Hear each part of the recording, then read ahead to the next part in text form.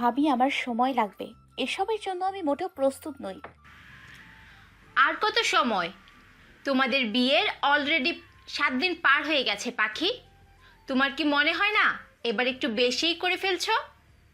কোনো ছেলে বিয়ের 7 দিন পর্যন্ত এই গ্যাপটা মেনে নিবে না। ভাবি, আমার ভয় করে, ভীষণ ভয় করে। বলেই ডুকরে কেঁদে উঠল পাখি। ভিতরে অজানা ভয়ের আতঙ্কে বুক বারবার কেঁপে উঠছে তার। ভাবি, আমার এখন মনে হচ্ছে ও ওর ভার্জিনিটি নষ্ট করে ফেলেছে। রাগিয়ে চোয়াল শক্ত করে চোখ মুখ খিচে কথাটা উগড়ে দেয় শান। সাথে সাথে দুহাতে কান চেপে ধরে জোরে কেঁদে ওঠে পাখি। শান, এসব কী ধরনের কথাবার্তা? তুমি না শিক্ষিত একজন ছেলে, তার উপর ডাক্তার। তোমার মুখে এইসব কথা মানায় না। মুখ ঘুরিয়ে কথাটা বলে শানের ভাবি। এই মাঝরাত্রে আর সিন ক্রিয়েট করো না। ওকে ওর মতো ছেড়ে দাও। ভাবি, ও সকলের চোখে আমায় কি প্রমাণ করলো আজ? নিজেকে কি মনে করে ও? স্বাভাবিক কথাও তার সাথে আমি বলতে পারি না। ও সিটকে সরে যায়। কি মনে করে নিজেকে ও? আয়নায় কখনো দেখেছে নিজেকে? ও কি জানে ওই ফয়সাল খানের এক রাতে সঙ্গী হবার জন্য কত মেয়ে চাতক পাখির ন্যায় চেয়ে আছে? ভেবেছিলাম অ্যারেঞ্জ ম্যারেজ, তাই সবটা মানতে ওর সময় লাগবে। তাই বলে ও এইভাবেই রিয়্যাক্ট করবে? শানের এমন রাগ আগে কখনোই কেউ দেখেনি। ভাবতেও পারছে না শান এসব ভাষায় কথা বলছে। যে ছেলে শব্দ গুণে বাক্য ব্যয় করতো সে কিনা গড়গড় করে এভাবে কথা বলছে। রুমের বাহিরে দাঁড়িয়ে প্রত্যেকটা মানুষ যেন স্তম্ভিত আজ। রাগে গজগজ করে রুম থেকে চলে গেল সামিহা। দাদি, বোন বা ভাবি সম্পর্কীয় প্রত্যেকটা মানুষই রেগে আছে পাখির উপর। রাগবেই বা না কেন? অনেকবার অনেকভাবে বোঝানোর পরও বিয়ের 7 দিন হলো, অথচ পাখি এখনও তার বরকে কাছে ঘেঁষতেই দিচ্ছে না। এটা কেমন কথা? সবাই এখন সন্দেহের চোখে দেখছে পাখির আচার আচরণ। প্রত্যেকটা সদস্যের মুখ যেন থমথমে, শুধুমাত্র একজন ব্যক্তি ছাড়া, পাখির শাশুড়ি মা। নীরবে চোখের অশ্রু বিসর্জন দিচ্ছে মেয়েটা একটু আগে ঘটা কাহিনী ভেবে। 2 বাহুতে চেপে ধরাতে ব্যথায় কাবু হয়ে গেছে পাখি, যেন হাতে কেউ বিশাল বড় হাতুড়ি দিয়ে মেরেছে। কাঁদতে কাঁদতে ফ্লোরেই ঘুমিয়ে পড়েছে রাতে। আর শান রক্তচক্ষু নিয়ে বাড়ি ছেড়েছে, আর ফেরেনি। খুব একটা ঘটা করে তাদের বিয়েটা হয়নি। প্যান্ডামিকের কারণে স্বল্প পরিসরে যতটুকু পারিবারিকভাবে পারা যায় বিয়েটা সেরে নিতে হয়েছে। না হলে দেশের প্রথম সারির হার্ট সার্জন ফয়সাল আহমেদের শানের বিয়ে এভাবে কখনোই হতো না। দেশে বেশ নাম ডাক্তার, তার নিজ শহর রংপুরে তো বেশ চড়াওভাবে নিজেকে দাঁড় করাতে সক্ষম হয়েছে সে।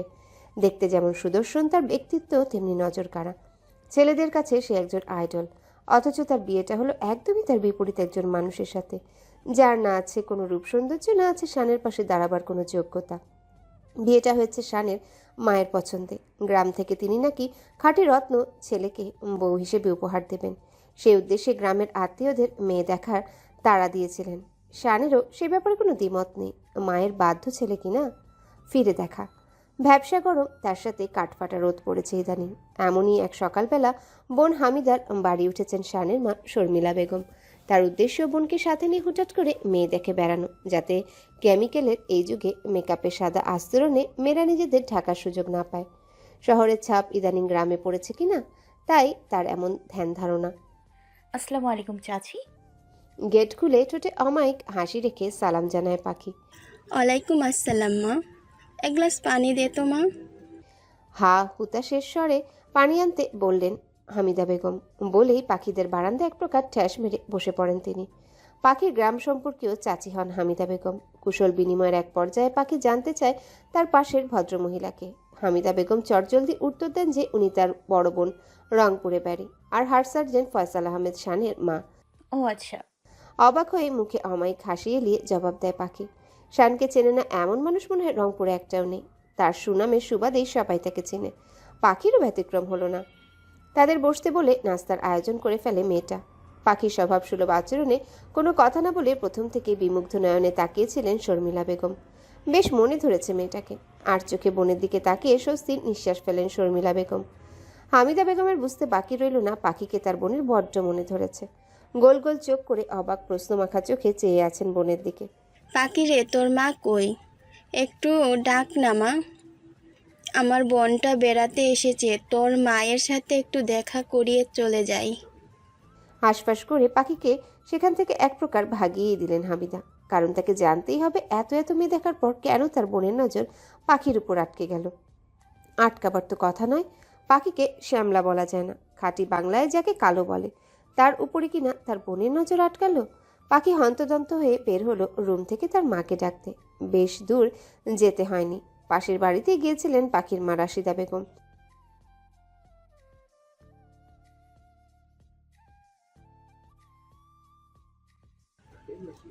আপা, এসবের মানে কি? তোমাকে এত এত মেয়ে দেখলাম, আর তুমি কিনা পাখির উপরেই থমকে গেলে। চাপা চাপা গলায় হামিদা বোনকে প্রশ্ন করলো। শরবতের গ্লাসে এক চুমুক দিয়ে চোখ বন্ধ করে ফেললেন শর্মিলা। এটা তো শরবত নয়, যেন তাকে জাদুকরি পানীয় দেওয়া হলো। যে কেউ দেখে বলতে পারবে কয়েক বছরের দুশ্চিন্তার পর্দা যেন সরে হালকা হলো তার চেহারা থেকে। আপা, কিছু বলবি? চুপ করে আছিস কেন? এক প্রকার ঝাঁকিয়ে প্রশ্ন করে হামিদা। হামিদা, আমি আমার শানের জন্য উপযুক্ত জীবনসঙ্গিনী পেয়ে গেছি রে। সাথে সাথে আমার ঘরকে মুষ্টিবদ্ধ রাখার চাবিকাঠিও পেয়ে গেছি। বিস্কুটের এক কোণা মুখে দিয়ে বলে উঠলেন শর্মিলা। হামিদা যেন এসব কিছু ঠিক হজম হচ্ছিল না। মুখটা বাংলার পাঁচের মতো করে রেখে বিড়বিড় করেই চলেছে সে। এর মাঝে পাখি ওর মাকে নিয়ে বাড়িতে ঢোকে। হামিদাকে দেখে যেন চক্ষু চড়ক গাছ রাশিদার। পাখি তাদের গল্পের মাঝে চুপ করে মনোযোগ দিয়ে পুরনো দিনের গল্প শুনছিলেন, আর তার দিকে অপলকভাবে চেয়েছিল শানের মা। ভাবছি আজ তাহলে আসি। অনেক গল্প হলো, পুরনো অনেক কথাই উঠলো। হকচকিয়ে কথাগুলো বলে বোনের হাত টেনে নিলেন হামিদা বেগম। বোনের হাবভাবে তার এ বাড়িতে দুদণ্ড থাকার ইচ্ছা নেই। আপা, আমরা আজ আপনার বাড়িতে দুপুরে খাবো, খাওয়াবেন না? আর পাখিমা রান্নাটা তুমিই করবা, পারবা না? শর্মিলার কথায় পুরো ঘর যেন নীরবতায় ছেয়ে গেল। হামিদা যেন আকাশ থেকে পড়ল। মূলত পাখির রান্না খাবেন, আর তার আচরণ আরও গভীরভাবে পরখ করতে শর্মিলার এই আবদার। কেন নয় আন্টি, আপনি আমায় 2 ঘন্টার সময় দিন। আমি আমাদের সাধ্য মতো আপনাকে দুপুরে খাওয়াবো। উৎফুল্ল কণ্ঠে বলে উঠল পাখি। দিনের বেশিরভাগ সময় পাখিদের বাড়িতে থেকে দুপুর গড়িয়ে বিকেলে বাড়ির পথে পা বাড়ালেন শানের মা। তিনি এখন নিশ্চিন্ত। বোন হামিদার বাড়িতে রাত কাটাবার কথা থাকলেও তিনি আর দুদণ্ড থাকলেন না সেখানে। ড্রাইভারকে তাড়া দিলেন গাড়ি স্টার্ট করতে, কারণ তাকে খুব তাড়াতাড়ি বিয়েটা সেরে নিতে হবে। পাখির মতো মেয়েকে কিছুতে হাতছাড়া করা যাবে না। এদিকে রাত গড়িয়ে সকাল হলো। হামিদা বেগমের কোনো কিছুই মাথায় ঢুকছে না। কি করে তার বোন তার অমন সোনার টুকরো ছেলের জন্য পাখিকে পছন্দ করলো? মানছি পাখি উচ্চশিক্ষিতা, ভদ্র, নম্র, অমায়িক একটা মেয়ে, তাই বলে তার অমন সুন্দর ভাগ্নের সাথে কিনা পাখির চামড়াটা যে শানের সাথে বড্ড বেমানান, আর শানের ব্যক্তিত্বের সাথেও পাখির কোনো মিল নেই। না না, এই সম্পর্ক কিছুতেই মানতে রাজি না তিনি। কিন্তু তার বোনের জেদ সম্পর্কেও তিনি অবগত। যা সে ভাবে তা সে করেই ছাড়ে। ফোনের রিংটোনের কড়া আওয়াজে ভাবনায় ছেদ পড়ে হামিদার। শানের মা শর্মিলা ফোন করেছে। দ্বিধাদ্বন্দ্ব একপাশে রেখে কল রিসিভ করে হামিদা এক শ্বাসেই সাফ জানিয়ে দেয় পাখির সাথে শানের কোনো সম্পর্কই সম্ভব নয়। অন্তত হামিদা এই ঘটকালি করবে না। কিন্তু কয়েক মুহূর্তের মাঝে অবাকের চরম সীমায় পৌঁছে যায় হামিদা। মুখের রং, চোখের ভাষা। শোন হামিদা, তুমি আমার ছোট বোন বলে তোমায় একটা ভালো মেয়ে খুঁজতে বলেছিলাম, গুণী, সুন্দরী নয়। আমার সংসারে সুন্দরের অভাব নেই, গুণের অভাব রয়েছে ঢের। আর সুন্দরী বলতে যদি সাদা চামড়াকে মনে করে থাকো তবে ভুল ভাবছো। ওই মেয়ের মাঝে এমন কিছু আছে যা তোমার ওই কালো কুৎসিত মন কখনোই খুঁজে বের করতে পারবে না। হামিদার একরোখা কথায় বেশ কর্কশ কণ্ঠে জবাব দেন শর্মিলা। আপা, এসব কিভাবে কথা বলছো তুমি? হামিদার কথার কোনো জবাব না দিয়ে ক্ষণ কিছুকাল বিলম্ব করে আবারও শর্মিলা বলেন, একটা কথা মাথায় রেখো, তোমায় মেয়ে খুঁজতে বলেছিলাম। কার সাথে আমার ছেলের বিয়ে দেবো, কার সাথে দিব না তার সিদ্ধান্ত চাইনি। তোমার যদি ইচ্ছে হয় তুমি এই বিয়ের ঘটকালি করবে, নচেত আর কি, আমার নিজেকেই যা করার করতে হবে। ফুপিয়ে নাকা কান্না জুড়ে দেন হামিদা। আজ তার বড় বোন এমনভাবে কথা বললেন, তার অহমিকায় বড্ড টান পড়ল বোনের ব্যবহারে। তৎক্ষণাৎ তার মনে হলো বোনের প্রতিশ্রুতির কথা। ছেলের বিয়েতে শর্মিলা নিজের গলার ওই মোটা স্বর্ণের চেনটা দিতে চেয়েছিল।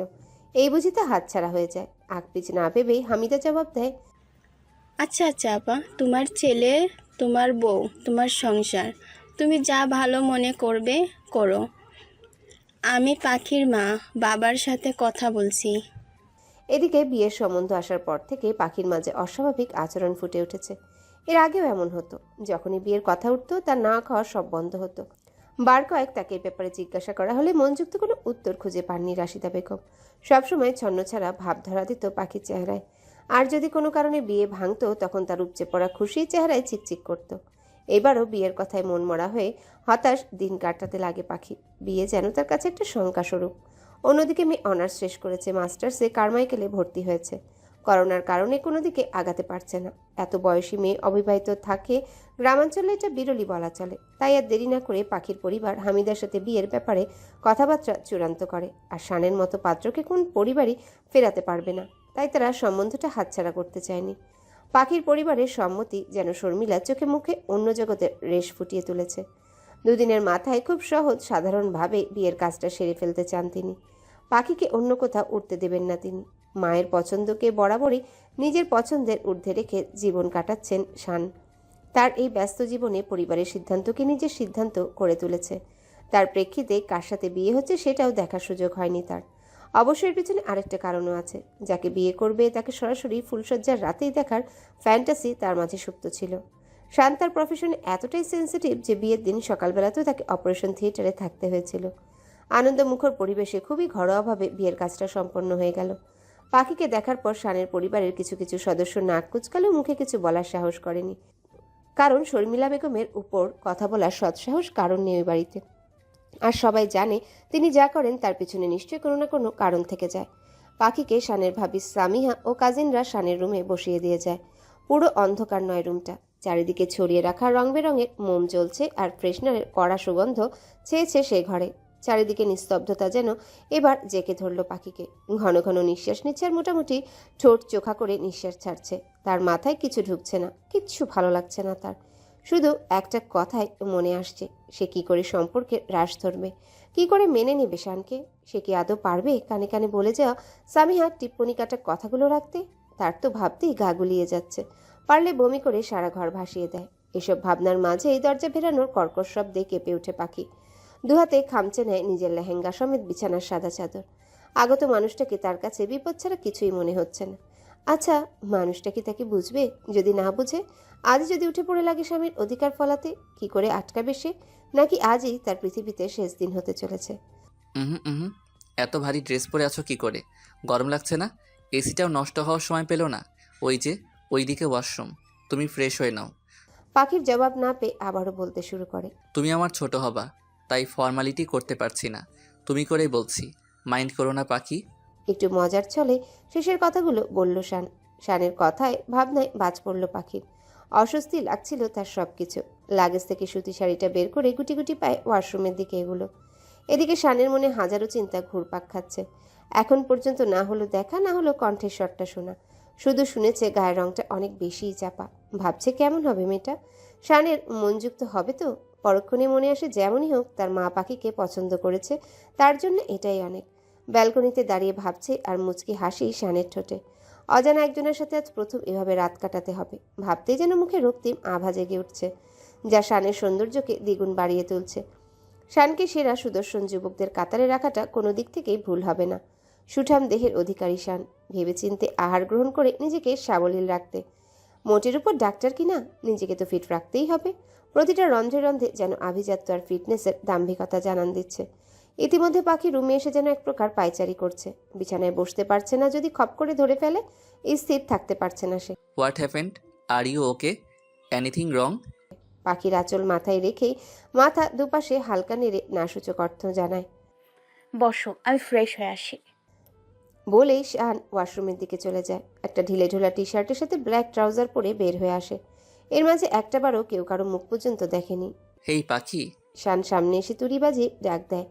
পাখি সেদিকে কোনো হেলদোল নেই, নির্লিপ্ত চাহনিতে চেয়ে আছে মেঝের টাইলসের দিকে। খেয়াল হতেই ছিটকে সরে যায় সে। রিল্যাক্স রিল্যাক্স, ইটস মি শান। এমনভাবে সরে যায় যেন সামনে ভয়ানক কিছু দেখছে সে। বলতে বলতে পাখির ডান হাতটা হাতে নিয়ে বিছানার দিকে নিয়ে আসে শান। এদিকে পাখির যেন সব যায় যায় অবস্থা। এই বুঝি সব শেষ হয়ে গেল? দাঁতে দাঁত চেপেও রাখির কথাগুলো মনে মনে আওড়াতে থাকে। শোন পাখি, প্রত্যেকটা মানুষের মাঝেই সৃষ্টিগতভাবে সৃষ্টিকর্তা একটা আকাঙ্ক্ষা রেখেছেন। আর শান তোর স্বামী, বিয়ে নামক পবিত্র বন্ধনে আবদ্ধ তোরা। আমি তোকে খোলামেলাভাবে বলতে পারছি না, কিন্তু তুই তো বুঝতে পারছিস আমি তোকে কি বোঝাতে চাইছি। সিন ক্রিয়েট করিস না, মাথায় রাখবি তোরা দুজনই ম্যাচিওর্ড পারসন। পাখি যে আজ কিছু একটা ঘটাবে তা কেউ না আজ করতে পারলে ওর বেস্ট ফ্রেন্ড রাখি বেশ ভালো করে আজ করতে পেরেছিল। তাই তো ফোন করে পই পই করে সব বুঝিয়েছিল পাখিকে। এদিকে শান ওকে টেনে এনে বিছানায় বসিয়ে ঘুমটা খুলতে নিলেই পাখির ধৈর্যের বাঁধ ভেঙে যায়। সে আর কিছুতেই রাখির কথাগুলো মাথায় রাখতে পারছে না। শানের হাত ধরাটা কিছুতেই মানতে পারছে না। চোখের সামনে সবকিছু ঘোলাটে লাগছে ওর। এই বুঝি বমি এসে গেল। চোখের দুই কোণ বেয়ে অঝোর ধারায় বর্ষণ শুরু হলো ওর। এক প্রকার ফুপিয়ে কেঁদে উঠল মেয়েটা। এক ঝটকায় শানের হাত থেকে নিজের হাত সরিয়ে নেয় পাখি, আর হাতটা আরেক হাতে মুচড়াতে থাকে। আপনারা সব ছেলেরাই এক। বিয়ে হয়েছে, আপনার কেনা দাসী হয়ে যায়নি আমি। Please stay away from me. Give me some time to prepare myself. I am not ready for this relation. Just go to hell. গড়গড় করে কি বললো তা পাখি নিজেও বুঝতে পারলো না। মুখ ফসকে কী সব বলল সে। পরক্ষণে আন্দাজ করতে পারলো কত বাজে বাজে কথাই না বলল। তোমার কি কোথাও অ্যাফেয়ার আছে পাখি? ঠান্ডা কণ্ঠে প্রশ্ন করে শান। দাঁতে দাঁত চেপে পাখি জবাব দেয়, না। ওকে পাখি, relax. You are getting me wrong. I just wanted to see you, nothing else. কারণ আমি এখন অবধি তোমায় দেখিনি। I can feel your feelings. It's our arrange marriage. Don't misunderstand me. আমি কখনোই তোমাকে ফোর্স করব না। So be easy and take rest. কথাগুলো বলেই শান রুম থেকে বেরিয়ে যায়। পাখির ব্যবহার কিছুতেই তার মাথায় ঢুকছে না। আবার যেহেতু বলছে কোনো অ্যাফেয়ার নেই, তার মানে নেই। তার মায়ের সিদ্ধান্ত কখনো ভুল হতে পারে না। মেয়েটা হয়তো একটু বেশিই টেন্সড। আর যেহেতু অ্যারেঞ্জ ম্যারেজ, সেহেতু উচিত তাকে সময় দেওয়া। আফটার অল এতদিনের পরিচিত আবার ছেড়ে নতুন জায়গায় এসেছে মেয়েটা। সিগারেটের ধোঁয়া উড়াচ্ছে আর ভেবে চলেছে শান। রাত 3টার দিকে রুমে ঢুকে শান চেয়ে দেখে গায়ে মাথায় পুরো দস্তর শাড়ি দিয়ে ঢেকে ঘুমিয়ে পড়েছে মেয়েটা। ওর এমন যুবথুবু অবস্থা দেখে নিঃশব্দে হাসে শান। খুব ইচ্ছে ছিল একটাবার পাখির মুখটা দেখার। এক পা বাড়াতেই তখনকার ঘটনা মনে হতে পিছিয়ে আসে। এসে পাশ ফিরেই বিছানার অপর পাশে শুয়ে পড়ে।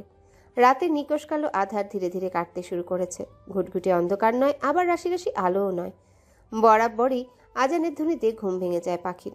আজও তার ব্যতিক্রম হলো না। পিটপিটিয়ে চোখ মেলে অচেনা ঘরের ছাদ চোখে পড়তে ধরফড়িয়ে দ্রুত বিছানা ছেড়ে উঠে পড়ে সে। উঠেই নিজের আদ্যপান্ত দেখে নেয়। এই লোকটা তার সুযোগ নেয়নি তো। শাড়ির আঁচল ঠিক করতে করতেই বিছানার দিকে চোখ ফেলে পাখি। পলকহীনভাবে তাকিয়ে থাকে সেদিকে। একজন ছেলে মানুষ এত সুন্দর হতে পারে? কত সুন্দর চোখ, কি গোলাপি ঠোঁট, কপালের ওপর ছড়িয়ে রাখা সিল্কি চুল, ভ্রু যুগলের ওপর বিস্তর কপাল, ডান ভ্রুটার গোড়ার দিকে কালো তিলটা যেন মুখের সৌন্দর্য আরও বাড়িয়ে তুলেছে। রাম ভ্রুর ঠিক মাঝখানেই কাটা দাগ স্পষ্ট, ফিনফিনে গরম বাঁশির মতো টনটনে নাক, সদ্য করা ক্লিন শেভ। ইনি কি সেই যার সাথে বিবাহ বন্ধনে আবদ্ধ হলাম আমি? ঘুমন্ত শানকে অবাক চোখে চেয়ে ভাবছে পাখি। ভাবনার মাঝে শান পিটপিট করে চোখ খুলে বিছানায় উঠে বসে। শানকে নড়তে দেখে পাখির ভাবনায় ছেদ পড়ে যায়। আচমকায় চোখ সরিয়ে নেয় শানের কাছ থেকে। শান ভ্রুকুচকে তাকিয়ে আছে সেদিকে। অচেনা একটা মেয়ে তার সামনে স্থির আজ। তার মানে এই সেই রহস্যময়ী। পাখির মুখটা কেমন যেন বড্ড মায়াবী লাগছে। ঘোরের মাঝে চলে যায় সে। আস্তে আস্তে পাখির এত কাছে চলে এসেছে টেরও পায়নি। সামনে দাঁড়িয়ে খুঁটিয়ে খুঁটিয়ে অপলকভাবে দেখছে পাখিকে। ছোট ছোট দুটো চোখ, কালো কুচকুচে দুটো মণি, ভ্রুযুগলের মাঝে চুম্বন এঁকে দেওয়ার বিস্তর ফাঁকা জায়গা, ভাসা ভাসা খয়েরি দুটো ঠোঁট। ঠোঁটের নিচে থুতনির বাম পাশের তিলটা যেন গভীরভাবে শানকে আকৃষ্ট করছে। চাপা রংটা যেন তার মায়াবী চেহারাকে আর 5টা ফর্সা মেয়ের থেকে আকৃষ্ট করে তুলছে। শানের দেখা শ্রেষ্ঠ সুন্দরী মনে হচ্ছে পাখিকে। মোহনীয় নজরে চেয়ে আছে এক দৃষ্টিতে। শানের ভাবভঙ্গি বুঝতে পেরে কাচুমাচু করে ধীর পায়ে পিছাতে থাকে পাখি। শানের সেদিকে কোনো খেয়ালই নেই। সে এগিয়ে আসছে পাখির দিকে। কয়েক মুহূর্তের মাঝে শান নিজের 2 হাতে আজলা ভরে তুলে পাখির মুখটা। অজান্তে এগিয়ে যায় ঠোঁটের নিচের ওই তিলটার কাছে। কি করছেন এসব? ছাড়ুন আমায়। লিভ মি, ইউ চিপ অসভ্য লোক কোথাকার। শানের এমন অদ্ভুত আচরণে হকচকিয়ে ওঠে পাখি। শানের হাত দুটো নিজের হাত দিয়ে এক ঝটকায় ফেলে দিয়ে কথাগুলো বলে। এদিকে পাখির কথার ঝনঝন আওয়াজে হতবিহ্বল বনে যায় শান। হুঁশ ফেরে শানের। কি হতে চলছিল একটু আগে? নিজের ভুলেই যেন নিজের মাথার চুল ছিঁড়তে ইচ্ছে করছে তার। কাল তো খুব বড় বড় করে বললেন আপনি অমর না, সময় দেবেন আমাকে। তাহলে আজ নোংরা লোক, অসভ্য লোক নিজেকে এতটুকু সংযত রাখতে পারলেন না? পাখির কথা দ্বিরুক্তিতে শান কি করবে কি বলবে বুঝে পায়নি। গভীর গলায় সরি বলে টাওয়েল নিয়ে দ্রুতই ওয়াশরুমে চলে আসে। শাওয়ার ছেড়ে ভাবতে থাকে কি হচ্ছে তার সাথে এসব। চোখ বুজে নিতে পাখির মায়াবী মুখ চোখে ভাসছে। এত মোহনীয় হয় কেউ জানা ছিল না তো। পাখি না জানি তাকে কতটা খারাপ ভাবছে যে একটা রাতও সহ্য হলো না। নিজের ব্যবহারে নিজেরই কপাল চাপড়াতে মন চাচ্ছে তার। সেদিন আরও একবার শান পাখির মুখোমুখি হতে পারেনি। সেদিন আর একবারও শান পাখির মুখোমুখি হতে পারেনি। এমার্জেন্সি কেস ছিল সকালে, তাই ব্রেকফাস্ট না করে ভোরবেলায় দ্রুত মেডিকেলে চলে আসে। পাখি ফ্রেশ হয়ে নামাজ পড়ে বিছানায় থম মেরে বসে পড়ে। কাল রাতে এ ঘরে এসেছে আর বের হতে পারেনি। দরজা খুলতেই চোখ পড়ে দরজার উপরে ডিজাইনটায়। ঘরটাও দেখা হয়নি তার। ঘুরে ঘুরে ঘরটা দেখছে সে। আসবাবপত্রের অভাব নেই ঘরে। মানুষটা যে বেশ শৌখিন আর পরিষ্কার তা তার ফার্নিচার দেখেই বোঝা যায়। সব যেন ঝা চকচক করছে। ঘরের ডেকোরেশন ভালো লাগলো পাখির। দরজা খুলে বাহিরে পা রাখতে না রাখতেই দেখা মিলে সামিয়া সহ দুজন মেয়ের। বুঝাই যায় এরা দরজা খোলার অপেক্ষাতেই ছিল। এদিকে আসো দেখি, তোমার চুল খুলো তো। আচমকা হাত টেনে পাশে এনে জিজ্ঞাসা করে সামিহা। ভাবি, চুল কেন? সামিহার হঠাৎ আক্রমণে আমতা আমতা করে বলে ওঠে পাখি। ও মা, চুল শুকনো যে, গোসল করো নেই? গোসল কেন করব? ও নতুন ভাবি, বলো না গো, কেমন কাটলো রাতটা? পাশে থাকা মেয়েগুলোর কথা শুনে কি উত্তর দেবে বা সামিহা ভাবির প্রশ্নের কি জবাব দেবে পাখি বুঝতে পারে না। সামিহা ঘরে উকি মেরে দেখে শান নেই। শান কই পাখি? উনি তো একটু আগে বের হয়ে গেলেন। সামিহার মনে সন্দেহ যেন দ্বিগুণ চারা দিয়ে উঠল। যা ভেবেছিল তাই হলো। হয়তো পাখিকে ওর পছন্দ হয়নি, তাই পাখিরও মাথার চুল এখনও শুকনো আর শানও রুমে নেই। সামিহার মনের সন্দেহ দূর করতেই শানের কাছে কল দেয়। কি ব্যাপার শান, তুমি কাউকে না জানিয়ে অত ভোরবেলা কোথায় চলে গেলে? সব ঠিক আছে তো? ইমার্জেন্সি ছিল তাই কাউকে বলার সুযোগ হয়নি। হ্যাঁ, ওটি রেডি করো, আমি আসছি। রাখছি ভাবি। বলেই শান কল কেটে দিয়ে ওটিতে ঢুকে পড়ে। সামিহা যেন স্বস্তির নিঃশ্বাস ছাড়ে। এদিকে সারাদিন সবার সাথে বেশ ভালোই মানিয়ে নিতে পেরেছে পাখি। পরিবারটা সবাই খুবই ভালো যতদূর মনে হলো। দিন পেরিয়ে রাত হলো। গত কয়েক রাতে বিয়ের দুশ্চিন্তায় ঘুম না হওয়ায় ঈশার নামাজটা পড়ে বিছানার একপাশেই ঘুমের রাজ্যে তলিয়ে গেল পাখি। অন্যদিকে সারাদিন চেম্বার, মেডিকেল সব সামলে রাত 12টার সময় রুমে ঢুকে শান। আজও তাকিয়ে দেখে মেয়েটা জড়সড় হয়ে খাটের এক কোণায় শুয়ে আছে। মুচকি হেসে ফ্রেশ হয়ে শুয়ে পড়ে সে। পরদিন আবারও ইনিয়ে বিনিয়ে সামিহা পাখির চুল দেখে নিরাশ হয়। আজ পাখিদের বাড়ি যাবার দিন ছিল, অথচ গতরাতে লকডাউনের ঘোষণা দেওয়ার ফলে তাদের যাওয়া ক্যান্সেল হয়ে যায়। খাবার টেবিলে সামিহা শুধু শান আর পাখির দিকেই নজর ফেলছে। তাদের মাঝে সবটা কি করে এখনো আগের মতো সেটাই বুঝতে পারছি না। কিছু তো একটা কাহিনী অবশ্যই আছে। শান, পাখি, নাস্তা শেষে আমার রুমে একটু এসো, কথা আছে। I am already late. আসতে বলেছি। কিছুক্ষণ পর শান সামিহার রুমে আসে। বলো কি বলবে? শানের পিছে পিছে পাখিও এসে দূরে দাঁড়িয়ে থাকে। ওখানে কি রে, এদিকে এসো, বিছানায় বসো। সামিহা উঠে গিয়ে এক প্রকার জোর করে পাখিকে এনে শানের পাশে বসিয়ে দেয়, আর সামিহা সিঙ্গেল সোফাটা টেনে ওদের সামনে বসে। তোমাদের দুজনের মাঝে সবটা এত নর্মাল কি করে শান? নতুন বিয়ে হয়েছে আর তুমি সকাল সকাল আগের মতো চেম্বারে যাচ্ছ, মেডিকেলে যাচ্ছ, এসব কি? আর পাখিরই বা প্রতিদিন শুকনো চুল কেন দেখা লাগবে? তোমরা কি জানো ব্যাপারটা কতটা দৃষ্টিকটু লাগছে? দাদিমা তো বলেই বসলেন তোমাদের দুজনেরই নাকি শারীরিক প্রবলেম। সামিহার কথা শুনে পাখির যেন লজ্জায় মরে যেতে ইচ্ছে করছে। সামিহা ভাবি এত ঠোঁটকাটা, আর এইসব ব্যাপার এভাবেও সমালোচনা হয় জানা ছিল না তো। ভাবতে ভাবতেই পাখির ডান হাতে কারো শীতল হাতের স্পর্শ পড়ে। তাকিয়ে দেখে শান। দ্রুতই হাত সরিয়ে এমনভাবে উঠে দাঁড়ায় যেন কারেন্ট শক ছিল। সি হার রিয়াকশন। সামিহা হাঁ করে চেয়ে থাকে পাখির দিকে। এতটা শখ মেয়েটা কেন পাবে? মানলাম অ্যারেঞ্জ ম্যারেজ, তাই বলে এভাবে? কোনো সমস্যা নেই, আমার নিজেরই তো বউ, হারিয়ে তো আর যাচ্ছে না।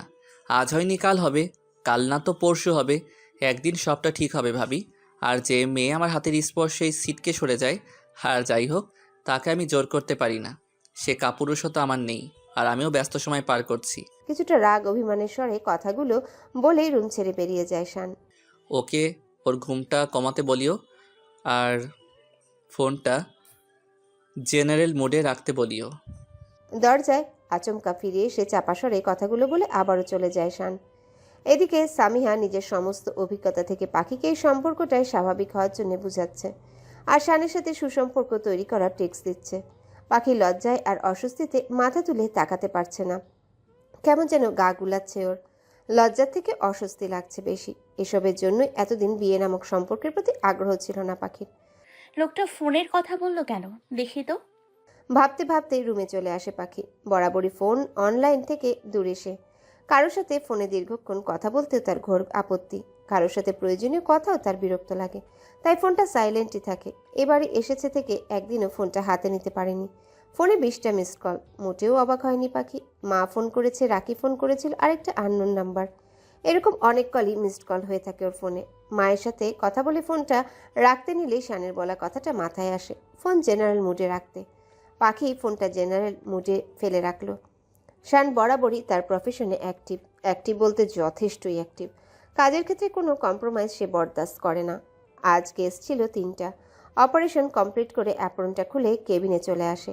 মাথা এলিয়ে বসে পড়ে চেয়ারে। বিয়ের 3য় দিন চলছে তার।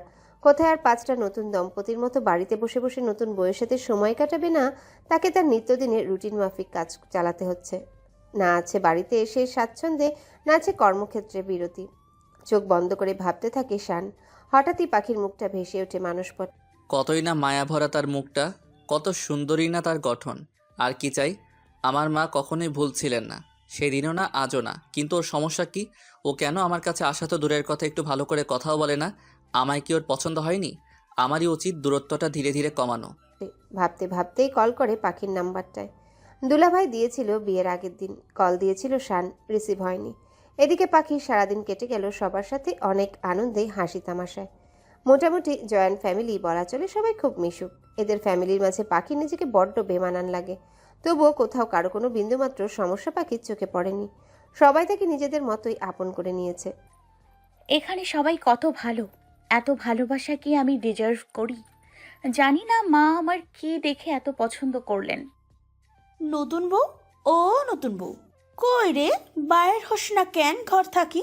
আচমকা দাদিমার ডাকে সম্বিত ফিরে পাখি সাড়া দেয়। বিছানা ছেড়ে দাঁড়িয়ে মুচকি এসে দাদিকে ঘরে এনে বসায়। এত ঘর কোনো কেন তুই? বাইরে সবাই কত গল্প করছে, আর তুই কেনা একা একা এখানে? দাদিমার 2 হাত নিজের 2 হাতে মুঠো ভরে নিয়ে মেঝেতে বসতে বসতে পাখি জবাব দেয়।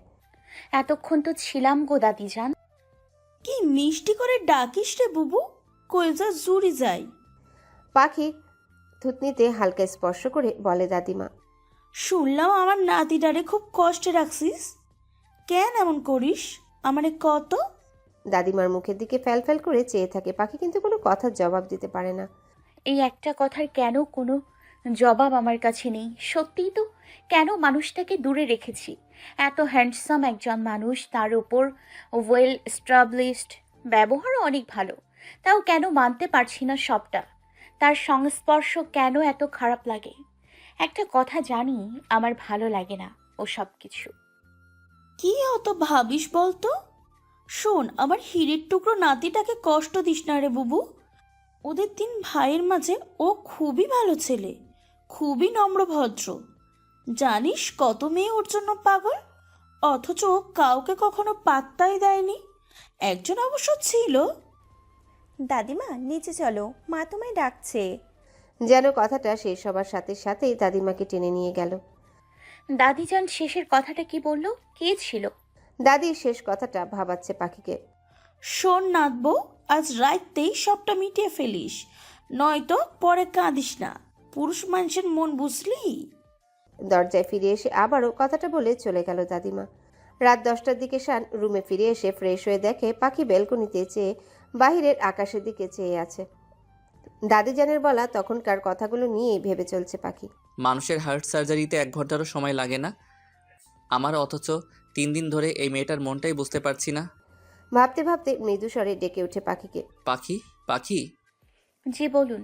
ঘরে আসতে আসতে জবাব দেয় পাখি। ডার্ক কফি কালারের শাড়িটা মেয়েটাকে বড্ড মানিয়েছে আজ। গরমটা এমন যেন সব রঙই তার কাছে শোভা পায়। গভীর চাহনিতে চেয়ে থাকে শান। শানের কথা সাড়া না পেয়ে মুখ তুলে তাকায় পাখি। চোখে চোখ পড়তে যেন থমকে যায় পাখির দৃষ্টি। এত গভীর সে চাহনিতে কিছু একটা আটকে আছে যা পাখিকে আকৃষ্ট করছে। শানের যেন পাগল হবার উপক্রম। ধীর কদমে একবার এগিয়ে আসতে পাখি দৃষ্টি সরিয়ে পিছিয়ে যায়। খুব শান্ত আর ইতস্তত কণ্ঠে প্রশ্ন করে শান। কোথায় যেন রাখলাম? ও ও ওই তো ড্রেসিং টেবিলের ওপর। ভাঙা ভাঙা কণ্ঠে জবাব দেয় পাখি। শান আর কিছু বলতে পারেনি। ক্লান্ত লাগছে আজ, মাথাটাও ধরেছে ভীষণ। বেশিক্ষণ দাঁড়িয়ে থাকতে কষ্ট হচ্ছে শানের, কিন্তু সেটা মনের কষ্টের থেকে কম। শান কথা না বাড়িয়ে খাটের একপাশে ডান হাত মাথার নিচে আর বাম হাতে পিঠ কপালে ঠেকিয়ে শুয়ে পড়ে। ঘুমাবে না আজ? পাখিকে ঠায় দাঁড়িয়ে থাকতে দেখে প্রশ্ন করে শান। পাখি কোনো জবাব না দিয়ে খাটের অপর পাশে প্রতিদিনকার ন্যায় গুটিসুটি মেরে শুয়ে পড়ার সাথে সাথে শান পাখির পিঠের দিকে মুখ করে শয়। শানের পাশ ফেরার শব্দে চোখ মুখ বন্ধ করে লম্বা শ্বাস নেয় সে। অনেকক্ষণ এভাবে নিশ্চুপ থাকে দুজন। ঘর জুড়ে নীরবতা যেন চেকে বসেছে। শান ঘুমিয়েছে কিনা সেটা দেখার জন্যে কৌতূহলী হয়ে হালকা পাশ ফিরে শানের চোখে চোখ পড়ে যায় তার। শান তার দিকে পলকহীন চেয়ে আছে। শুকনো ঢোক গিলে দ্রুত আগের মতোই শুয়ে পড়ে পাখি। পাখি। বড্ড নেশালো কণ্ঠে ডাক দেয় শান। পাখির কোনো সাড়া না পেয়ে বাহুতে হাত রাখে ওর। চোখ বন্ধ করে পাখি সামিহা, দাদি আর রাখির কথাগুলো ভাবতে থাকে। সবাই কত করে বোঝাচ্ছে এটা স্বাভাবিক সম্পর্ক, আমি কেন এগোতে পারছি না এতে? কেন এত ভালো মানুষটাকে এড়িয়ে চলছি? তাও তো ইচ্ছে হয় সারা দিনের সকল ক্লান্তি আমার মাঝে বিলিয়ে দিতে। আজ আমি এগোবো, হ্যাঁ, সব দ্বিধা দ্বন্দ্ব পেরিয়ে আমায় যে এগোতেই হবে। আর কতদিন এভাবে দূর করিয়ে রাখবো মানুষটাকে? হেই পাখি, what happened? Open your eyes, damn it. শানের কণ্ঠের উদ্বিগ্নতা শুনে শানের দিকে পাশ ফিরে পাখি। লম্বা নিঃশ্বাস মুখে দিয়ে বের করে নিজের জায়গায় শুতে শুতে শান বলে, আর ইউ ওকে? কথা কেন বলছিলে না? ভাবলাম সেন্সলেস হয়ে গেলে, ভয় পাইয়ে দিয়েছিলে ভীষণ। শান। আচমকা পাখির কণ্ঠে নিজের নাম শুনে শান বেশ অবাক হয়ে যায়। ভ্রু কুচকে আবার একটু ঝুঁকে আসে পাখির দিকে। ডাকলে? তুমি কি কিছু বলবে? বলো, আমি শুনছি। বার কয়েক জিহবা দিয়ে ঠোঁট ভিজিয়ে শান হকচকিয়ে বলে ওঠে। পাখি শুকনো ঢোক গিলে শানের আরেকটু কাছে চলে আসে। শানকে অবাক করে দিয়ে তার বুকে মাথা রাখে। ফর্মালিটি মেনটেন করতে অনেক মেয়ে কলিগদের সাথে হাক করতে হয়েছে শানের, কিন্তু এমনটা আগে কখনো লাগেনি। মনে হচ্ছে জীবনে প্রথম কোনো মেয়ের স্পর্শ, তাও এতটা কাছে। দম যেন আটকে আসছে শানের। বুকের ল্যাব ড্যাব শব্দ বাহির থেকে শুনতে পাচ্ছে ও। হাড় যেন লাফিয়ে বাহিরে আসতে চাচ্ছে। থাম ভাই, হার্ট, এমন করিস না। আমি তোর ভাই শান বলছি রে, এমনি লাফাস না, নয়তো কাল তোরই অপারেশন করব। মনে মনে নিজের হার্টকে হাজারটা গালি দিচ্ছে শান। শান ভাবতেও পারেনি পাখি তাকে এতটা অবাক করবে। বউয়ের স্পর্শে আর নিজেকে আটকে রাখতে পারল না। দুহাতে জড়িয়ে ধরল পাখিকে শক্ত করে। নিশ্চুপ পাখি দুহাতে পাখির মুখটা তুলে পলকহীন চেয়ে থাকে। পাখির মাঝে কোনো দ্বিধা খুঁজে না পেয়ে ধীরে ধীরে পাখির ঠোঁটের দিকে নজর রাখে। এগিয়ে যায় সেদিকে। দুজনার মাঝে ইঞ্চি পরিমাণ জায়গাও ফাঁকা থাকে না। অজানা আবেশে চোখ বন্ধ করে ফেলে পাখি। অধরে অধর ছোঁয়াতেই চমকিত চোখে চেয়ে রয় সে। ঘটনা ঘটার সাথে সাথে খুব দ্রুতই শানকে ধাক্কা মেরে সরিয়ে দেয় সে। ছাড়ুন প্লিজ, ছাড়ুন আমায়। বিছানায় উঠে বসে আর হাঁপাতে থাকে পাখি। গা গুলিয়ে বমি আসতেই দুহাতে মুখ চেপে ধরে, কিন্তু বমি আসে না। পা দুটো বিছানার পাশে ঝুলিয়ে দুহাত বিছানায় ঠেকিয়ে মাথা নিচু করে টপ টপ করে চোখে জল ফেলে। এদিকে শানের অবস্থার গতি বুঝতে না পেরে এক লাফে বিছানা ছেড়ে পাখির সামনে এসে দাঁড়ায়। পাখির দু কাঁধ ঝাঁকিয়ে বলে, পাখি, কি হয়েছে বলো? এমন করছো কেন? পাখি শানের দুই হাত ধরে নিজের কপালে ঠেকিয়ে শব্দ করে কান্না জুড়ে দেয়। শান কিছু বুঝতে পারছে না কি বলা উচিত তার এই মুহূর্তে। শান, আমায় প্লিজ আর কটা দিন সময় দিন। আমি কিছুতেই নিজেকে প্রস্তুত করতে পারছি না। আমি আপনার লাইফের উপযুক্ত বউ নই। আমায় আর কিছুদিন সময় দিন, আমি ঠিক সবটা স্বাভাবিক করে দিবে। দু হাতের উল্টো পিঠে চোখের পানি মুছে কান্না জড়ানো কণ্ঠে বলে ওঠে পাখি। চোখের পানি যেন বাদ মানছে না তার। পাখি, আমি বরাবরই মানুষের অনুভূতি বোঝার চেষ্টা করি। হয়তো কথা তেমন বলি না, তবে খুব করে চেষ্টা করি অপর মানুষের কষ্টটা অনুভব করতে। কিন্তু তোমার বেলা আমি ব্যর্থ হয়ে যাচ্ছি। না বলছো কিছু, না বোঝাচ্ছ কিছু। কিছু একটা তো অবশ্যই আছে যা তোমাকে আমার কাছে আসতে দিচ্ছে না।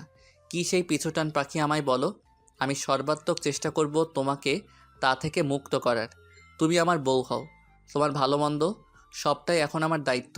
ড্যামিট। আমি কিচ্ছু জানি না শান, আমার ওসব ভালো লাগে না। আমার কিছুদিন সময় চাই। এদিক ওদিক তাকিয়ে ফট করে উত্তর দেয় পাখি।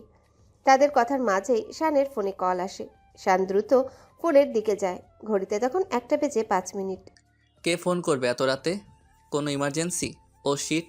ভাবতে ভাবতে দ্রুত ফোন রিসিভ করে। ফোনের ওপাশ থেকে চাপা আর্তনাদ ছাড়া কিছুই কানে আসছে না শানের।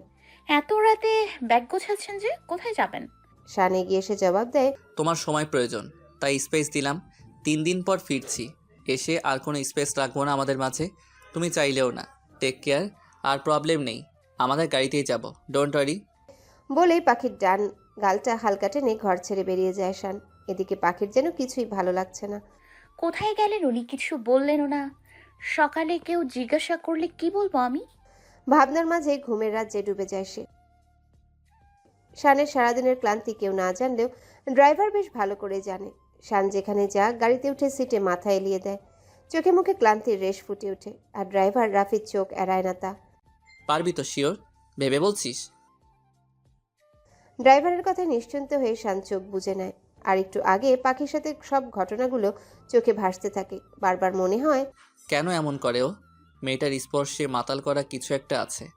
কান্না করলেও যে কাউকে এত মিষ্টি লাগে জানা ছিল না। মুচকি এসে ভাবতে ভাবতে ঘুমিয়ে যায় শান। সরি মা, বলে আসতে পারিনি। আজাদ স্যারের হাটে ব্লক ধরা পড়েছে, ইমিডিয়েট অপারেশন করতে হতো, আর উনি আমার হাতে অপারেশন করাতে চেয়েছেন। ওনার মেয়ে জিনিয়া গতরাতে আমায় ফোন করে আর্জেন্ট ঢাকা আসতে বলে, তাই কাউকে কিছুই জানাইনি। প্লিজ মা, রাগ করো না। আমি আগামী পরশুদিন রংপুরে চলে আসবো। তাই বলে তুই এভাবে অত রাতে বেরিয়ে যাবি? লাভ ইউ মা, রাখছি। আমি পৌঁছে গেছি এখানে, রেস্ট করবো মা, পরে কথা হবে, বাই। বাবা শোন, যা, কলটা কেটে দিল। শান পৌঁছানোর সাথে সাথে তার মায়ের কল আসে। কল কেটে ফ্রেশ হয়ে বিছানায় শুয়ে পড়ে। দুপুর 2টার পর অপারেশনের সময় ফিক্সড হয়েছে। শান লম্বা একটা ঘুম দিয়ে দুপুরে ক্লিনিকের উদ্দেশ্যে বের হয়। আজ তাদের প্রফেসর হার্ট সার্জন আজাদ স্যারের কেস সমাধান করতে চলেছে সে। শান ছাড়া অন্য কারোর উপর তিনি ভরসা পাননি। ইতিপূর্বে দুইবার অ্যাটাক এসেছিল। শানই ট্রিটমেন্ট করেছে। আরে নাবিদ, খবর কি? কতদিন পর দেখা, what a surprise man. Nabid শানের ক্লাসমেট ছিল। বেশ দহরম মহরম সম্পর্ক ছিল তাদের। সময়ের পরিক্রমায় আজ সম্পর্কে একটু জং লেগেছে। নাবিদের মুখটা থমথমে দেখে আবারও জিজ্ঞাসা করে, কি ব্যাপার, আমার উপস্থিতি কি তোর ভালো লাগেনি? এখনো ঈর্ষান্বিত হোস আমার সাকসেসে? বলেই হাসতে থাকে শান। শান, চলে আয়, ওটিতে ঢোকার সময় হয়ে গেছে। শানের হাত টেনে নিয়ে পাপড়ি ওর কেবিনে নিয়ে যায়। কি প্রবলেম এমনভাবে আনলি যে?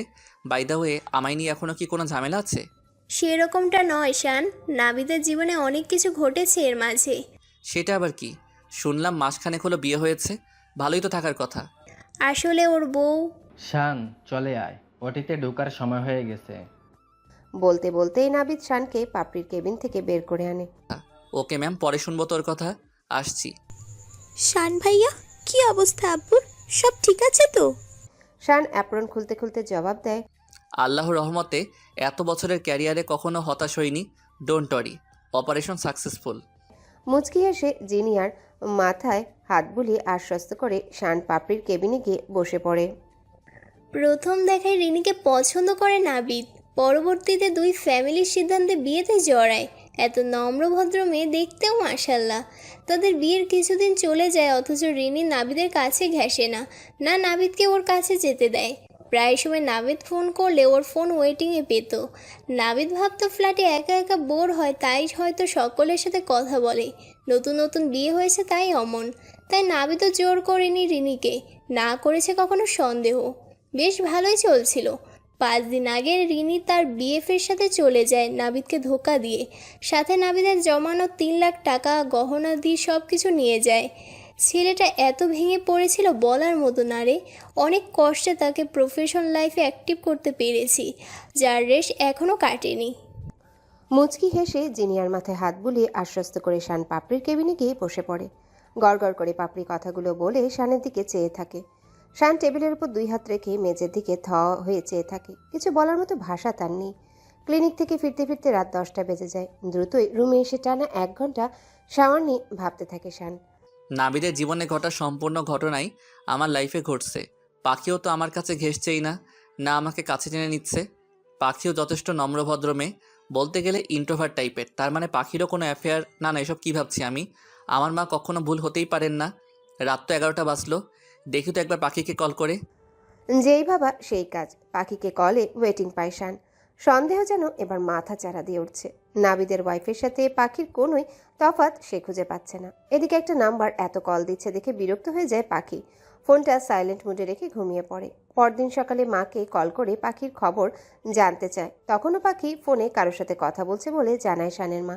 আমার এতদিনের ক্যারিয়ার, আমার মান সম্মান সব কি পাখি ধুয়ে দিয়ে চলে যাবে অন্য কারোর সাথে? হসপিটালের বেতনটাও তো ড্রয়ারে ফেলে আসলাম। এসব বাদ, আমার মা ওকে কত বিশ্বাস করে বউ করে আনলো। আমার মা কি তবে এবার ভুল প্রমাণিত হবে? মাকে সামলাবো কি করে আমি? নিজের জীবনের প্রথম ভুল সিদ্ধান্তে মা কি পারবে নিজেকে নিয়ন্ত্রণ করতে? নাকি আমি আমার মাকে হারাতে চলেছি? হো গড! বলে নিজের মাথার চুল নিজেই টেনে চুপচাপ বসে পড়ে শান। এরকম হাজারটা দুশ্চিন্তা যেন ওকে মুহূর্তের মাঝে গ্রাস করে ফেলল। 3 দিনে ঢাকার সমস্ত কাজ আধা আধুরা রেখে নাবিদ আর পাপড়িকে বাকি কাজ বুঝিয়ে বাড়ি চলে আসে শান। সবার সাথে গল্প করে ডিনার সেরে 10টার দিকে ঘরে ঢুকে পাখি। এশার নামাজটা আদায় করে নিয়ে ড্রেসিং টেবিলের সামনে বসে চুলগুলো আঁচড়াতে আঁচড়াতে শানের কথা ভাবে। একটা বারও লোকটা ফোন দেয়নি তাকে। ভাবতেই ফোন হাতে নিয়ে কল করতে নেয়, কিন্তু বিধিবাম শানের ফোন নাম্বার তো পাখির ফোনে নেই। নিরাশ হয়ে ফোনটা টেবিলের উপর রাখতেই কেউ এসে আষ্টে পৃষ্ঠে জড়িয়ে নেয় পাখিকে। শান বাড়ি এসে মায়ের সাথে দেখা করে রুমে ঢুকতে খেয়াল করে পাখি টেবিলের সামনে বসে চুল ব্রাশ করছে। পরনে গাঢ় খয়েরি রঙের শাড়ি, চুলগুলো পিঠের উপর ছড়ানো। চুলের সৌন্দর্যে যেন শানের পাগল হবার উপক্রম। সমস্ত দুশ্চিন্তা ভুলে কোনো কিছু না ভেবে দ্রুত গিয়ে পেছন থেকে জড়িয়ে ধরে পাখির চুলে মুখ ডুবিয়ে দেয় সে। লম্বা লম্বা শ্বাসে চুলের ঘ্রাণ নিতে থাকে। প্রতিটা শ্বাসে যেন মাদকতা বেড়েই চলেছে শানের। ধীরে ধীরে পাখির কাঁধের উপর থেকে চুল সরিয়ে কাঁধে মুখ ডুবিয়ে দেয় শান। ঠোঁট ছুঁয়ে দেয় পাগলের মতো। 2 হাতে শক্ত করে চেপে ধরেছে পাখির কোমর। ঘটনার আকস্মিকতায় শানকে ছাড়াতে ব্যস্ত হয়ে পড়ে পাখি। আয়নায় স্পষ্ট দেখতে পাচ্ছে শানের মুখটা। শানের আচরণ তার কাছে হিংস্র পশুর থেকে কম কিছু মনে হচ্ছে না, যেন তাকে দ্রুতই খুবলে খেয়ে ফেলবে। উপায়ন্তর না পেয়ে হাতের কনুই দিয়ে শানের পেট বরাবর ভীষণ জোরে আঘাত করে পাখি। ঘোর কেটে ব্যথায় কুকড়ে পেটে হাত রেখে বিছানায় বসে ধপ করে বসে পড়ে শান। ঘটনা বুঝতেই কয়েক মুহূর্ত সময় লাগলো শানের। তৎক্ষণাৎ নাবিদের ওয়াইফ রিনির কথা স্মরণ এলো তার। চোখ বন্ধ করে চোয়াল শক্ত করে নিজের রাগ নিবারণের চেষ্টা করে চলেছে শান। পারল না। দ্রুত উঠে গিয়ে পাখির খোলা চুলের মুঠি ধরে বলতে লাগলো, অনেক হয়েছে নকরা দেখানো, এবার আমি যা বলবো শোন। তোমার সকল চাল আমি বুঝে গেছি। পাখি কিছুতেই মানতে পারছে না শান এত হিংস্র হয়ে যাবে। চুলে হাত দিয়ে শানের হাত ছাড়ানোর বৃথা চেষ্টা করে চলেছে ও। চোখ দিয়ে অনবরত পানি গড়িয়ে পড়ে ভিজে যাচ্ছে বুক। শান সেদিকে একবার চেয়ে ডান হাতে বুক হতে আঁচল সরিয়ে দিতেই পাখি আলগা হওয়া চুল ছাড়িয়ে শানের পা জড়িয়ে ধরে হাউমাউ করে কাঁদতে থাকে। শানের ধৈর্যের বাঁধ ভেঙে যায়। একটা লাথি মেরে সরিয়ে দেয় পাখিকে। ছিটকে পড়ে টেবিলের কোণায় ভ্রুর নিচে কেটে যায় খানিকটা। শান সেদিকে ভ্রুক্ষেপ না করে পাখির 2 বাহু ভীষণ জোরে চেপে ধরে তুলে দাঁড় করায়। পুরুষালী জিম করা হাতের সাথে পাখি পেরে ওঠে না। চাপা কান্নার আওয়াজ এবার পুরো বাড়িময় ছড়িয়ে পড়ে। কাটকাট গলায় শান দুটো অপশন দেয় পাখিকে। হয় নিজেকে আমার হাতে তুলে দিয়ে নিজেকে প্রমাণ করবে, নয়তো এই বাড়ি ছেড়ে চলে যাবে। আমি আমি তো সময় চেয়েছি আপনার কাছে। হিচকে তুলে কান্না জড়ানো কণ্ঠে জবাব দেয় পাখি। মুহূর্তের মাঝেই পুরো পরিবার এসে জড়ো হয় শানের ঘরের বাহিরে। কেউ ভিতরে ঢোকার সাহস পায় না। ভয়ে ভয়ে জড়তা কাটিয়ে সামিয়া ঘরে প্রবেশ করে। পাখি ভয়ে আড়ষ্ট হয়ে দাঁড়িয়ে হিচকি তুলে কাঁদছে। সামিহা দৌড়ে গিয়ে পাখিকে জড়িয়ে ধরে। ভ্রুর কাটা জায়গা থেকে গলগল করে রক্ত ঝরে পড়ছে, পাখির সেদিকে খেয়াল নেই। সে সামিহাকে বলতে থাকে, ভাবি আমার সময় লাগবে, এসবের জন্য আমি মোটেও প্রস্তুত নই। আর কত সময়? তোমাদের বিয়ের অলরেডি 7 দিন পার হয়ে গেছে পাখি। তোমার কি মনে হয় না এবার একটু বেশিই করে ফেলছো? কোনো ছেলে বিয়ের 7 দিন পর্যন্ত এই গ্যাপটা মেনে নিবে না। ভাবি আমার ভয় করে, ভীষণ ভয় করে। বলেই ডুকরে কেঁদে উঠল পাখি। ভেতরে অজানা ভয়ের আতঙ্কে বুক বারবার কেঁপে উঠছে তার। ভাবি, আমার এখন মনে হচ্ছে ও ওর ভার্জিনিটি নষ্ট করে ফেলেছে। রাগে চোয়াল শক্ত করে চোখ মুখে খিচে কথাটা উগরে দেয় শান। সাথে সাথেই দুহাতে কান চেপে ধরে জোরে কেঁদে ওঠে পাখি। শান, এসব কি ধরনের কথাবার্তা? তুমি না শিক্ষিত একজন ছেলে, তার উপর ডাক্তার। তোমার মুখে এসব কথা মানায় না। মুখ ঘুরিয়ে কথাটা বলে শানের ভাবি। এই মাঝরাত্রে আর সিন ক্রিয়েট করো না, ওকে ওর মতো ছেড়ে দাও। ভাবি, ও সকলের চোখে আমায় কি প্রমাণ করলো আজ? নিজেকে কি মনে করে ও? স্বাভাবিক কথাও তার সাথে আমি বলতে পারি না। ও সিটকে সরে যায়। কি মনে করে নিজেকে ও? আয়নায় কখনো দেখেছে নিজেকে? ও কি জানে এই ফয়সাল শানের এক রাতের সঙ্গী হবার জন্য কত মেয়ে চাতক পাখি নিয়ে চেয়ে আছে? ভেবেছিলাম অ্যারেঞ্জ ম্যারেজ, তাই সবটা মানতে ওর সময় লাগবে, তাই বলে ও এইভাবেই রিয়াক্ট করবে? এরপর নাবিদের ওয়াইফের সমস্ত কথা সামিহাকে বলে দেয় শান। পাখি যেন এটা মানতেই পারছে না যে শান তাকে সন্দেহের বশে এমন কষ্ট দিল। পাখির চাপা কান্নার আওয়াজ পুরো ঘরময় ছড়িয়ে পড়ে। কিছুক্ষণ পার হতেই শান রুম থেকে বাহিরে যেতে পা বাড়াতে উদ্যত হলে থমথমে মুখে শর্মিলা বেগম ঘরে ঢুকে। শানের মুখোমুখি হতেই শরীরের সমস্ত শক্তি দিয়ে শানের বাম গালে সজোরে থাপ্পড় বসিয়ে দেয়। ঘটনার আকস্মিকতায় চমকে মাথা তুলে তাকায় পাখি। ভয়ে আড়ষ্ট হয়ে সামিহার হাত খামচে ধরে শব্দ করে কাঁদতে থাকে। এদিকে শান হতভম্ব বনে যায়। গালে হাত দিয়ে টলটলে চোখে মায়ের দিকে চেয়ে থাকে সে। গ্রাম থেকে রত্ন দিয়েছি তোমায়, তার এভাবে অবহেলা করতে নয়। তুমি পাখির যোগ্যই নও শান। ওরা গ্রামের মেয়ে, তোমাদের মতো অর্ধনগ্ন শহরের নোংরা মন মানসিকতার মানুষ তারা নয়। তারা তোমাদের ওয়ান নাইট স্ট্যান্ড এর মতো জঘন্য কার্যকলাপে অভ্যস্ত নয়, যে বিয়ের পর দিনই তোমার কাছে নিজেকে সঁপে দেবে। তাদের কাছে কিছু পাইতে গেলে ভালোবাসা দিয়ে পাইতে হবে। একজন 5 ওয়াক্ত নামাজি সে, তার বাইরেও শেষ রাতে তাহাজ্জুদ যার সময় কাটে। যে মেয়ে বিনা কারণে শ্বশুর ভাসুরের সামনে যায় না, তার উপর তুমি এই অভিযোগ আনতে পারলে? ছি, লজ্জা হচ্ছে আমার। এই সন্তান মানুষ করলাম আমি? বের হও আমার চোখের সামনে থেকে। তোমার মতো নোংরা ছেলের মুখ আমি দেখতে চাই না। আমার তাহাজ্জুদ নামাজের কথা মা জানলো কি করে? কান্না থামিয়ে পাখি ভাবনায় পড়ে যায়। মা আজ প্রথমবার তাকে শান বলে ডাকলো, প্রথমবার তার গায়ে হাত তুলল। সবটাই যেন শানের বোধগম্য হতে বেশ সময় লাগছে। আর একটা কথা কান খুলে শুনে নাও সবাই। পাখি যদি সত্যিই মিথ্যে প্রমাণিত হয়, তবে জেনে নিও এই শর্মিলা আহমেদ মিথ্যে। তার পুরো জীবনের সকল সিদ্ধান্ত মিথ্যে।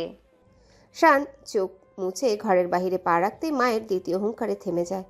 শাশুড়ির একরোখা কথায় সামিহার আগে পাখির হাতটা ঝাটকা মেরে গজগজ করতে করতে ঘরের বাহিরে চলে যায়। শান আর এক মুহূর্ত না দাঁড়িয়ে ঘর থেকে প্রস্থান করে। সারা রাত বাহিরে কাটিয়ে সকালবেলা বিধ্বস্ত চেহারায় বাড়ি ফেরে শান। এই কয়েকদিনের ধকলে বেচারা নাজেহাল। মুখে খোঁচা খোঁচা দাড়ি, চুলগুলো উস্কো খুস্কো, শার্টের বুকের কাছের কয়েকটা বোতাম খোলা, উন্মুক্ত লোমশ বক্ষ যেন জানান দিচ্ছে কত বছরের ক্লান্ত পথিক সে। ঘরে ঢুকেই চোখে পড়ে সোফার এক কোণায় মাথা রেখে বেঘরে ঘুমাচ্ছে পাখি। কাটা জায়গা থেকে রক্ত আর পড়ছে না, জমাট বেঁধেছে সেখানে। টলমলে পায়ে এগিয়ে যায় পাখির দিকে। ঘুমন্ত মুখটার দিকে চেয়ে কয়েক ফোঁটা চোখের জল গড়িয়ে পড়তে চট করে নিজেকে সামলে নেয়। খুব সাবধানতার সহিত কোলে নিয়ে বিছানায় শুইয়ে দেয়। এরপর পাখির কপালে আলতো চুমু এঁকে দেয় শান। গত রাতের করা বাজে ব্যবহারের জন্য নিজে নিজেই অনুতপ্ত সে। সাবধানে কাটা জায়গাটা পরিষ্কার করে ওষুধ লাগিয়ে ব্যান্ডেজ লাগিয়ে দেয়। এক ফাঁকে পাখি ফোন চেক করে শান। সন্দেহ অনুযায়ী কিছুই পায় না।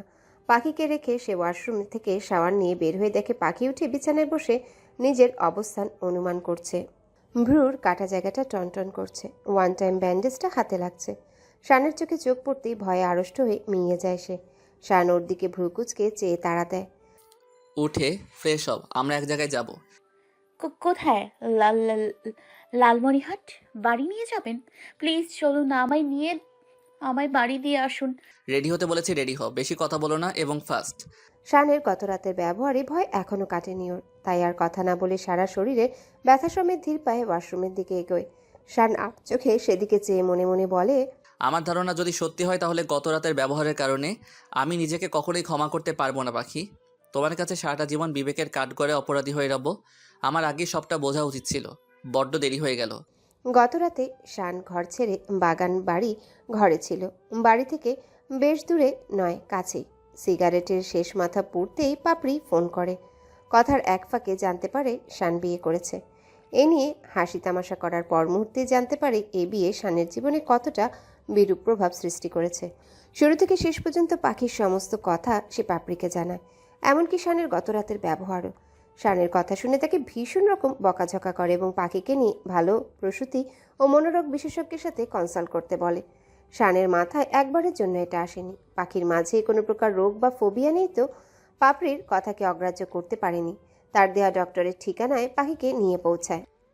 What a big surprise! The great heart surgeon Faisal Ahmed Khan আমার কাছে। দাঁতে দাঁত চেপে কিছুটা তাচ্ছিল্যের স্বরে সম্ভাষণ জানায় রংপুরের সেরা গাইনোকোলজিস্ট ডাক্তার নীরা। শান টেবিলের উপর নীরার নেম প্লেট দেখে চোখ বন্ধ করে জবাব দেয়, প্রয়োজনটা ওয়াইফের না হলে তোমার ছায়া মারানোর কোনো শখ ছিল না আমার। সাথে সাথেই পাশে দাঁড়ানো পাখিকে এক হাতে জড়িয়ে কথাটা বলে। নীরার গাইনোকোলজির সাথে সাথে সাইকোলজিতেও বিশেষ দক্ষতা রয়েছে, তাই পাপড়ি সবটা জানার পরেও নীরার কাছে শানকে যেতে বলে। Please please sit. তাহলে পাপড়ি আপনাদের জন্যই সময় চেয়েছিল আমার থেকে? বেশি না বকে মেডিকেলের রুলস অ্যান্ড রেগুলেশন মেনে নিজের কাজে মন দাও। বলুন, কিভাবে সাহায্য করতে পারি আপনার ওয়াইফের? ওদের কথা পুরোটা সময় পাখি মাথা নিচু করেছিল। আমি কেবিনের বাইরে আছি, তুমি পাখির সাথে কথা বলো, আমার সামনেও খোলামেলা কথা বলবে না। বলেই চট করে বাহিরে চলে যায় শান। শানকে ডেকে নেয় নীরা। কয়েকটা টেস্ট লিখে দিয়ে টেস্টগুলো করাতে বলে। কিছুক্ষণ পর শান টেস্টগুলো করিয়ে এনে নীরার হাতে দেয়। বেশ গম্ভীর আর থমথমে মুখে পাখিকে কেবিনের বাইরে অপেক্ষা করতে বলে। মিস্টার শান, আমায় গায়ে পড়া মেয়ে বলতেন না, প্রস্টিটিউটও বলতে। কেন? কারণ আমি তোমার কাছে অন্য কিছু এক্সপেক্ট করেছিলাম বলে।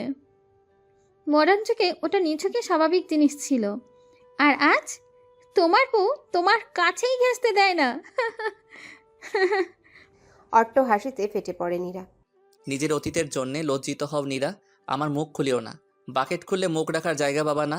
নতুন করে জল ঘোলা না করে ওর প্রবলেম কি সেটা বলো। এক প্রকার চাপা রাগে জানতে চায় শান। শোনো, তোমার ওয়াইফের গাইনি কোনো প্রবলেম পেলাম না। কথা বলে যা বুঝলাম ও এসেক্সুয়ালিতে আক্রান্ত। তুমি ডাক্তার মানুষ, বেশি বোঝানো লাগবে না জানি, তাও বলে শোনো, এর মানে হলো বিপরীত মানুষটার প্রতি কোনো প্রকার অ্যাট্রাকটিভ না থাকা অথবা অ্যাট্রাকটিভ বোধ না করা।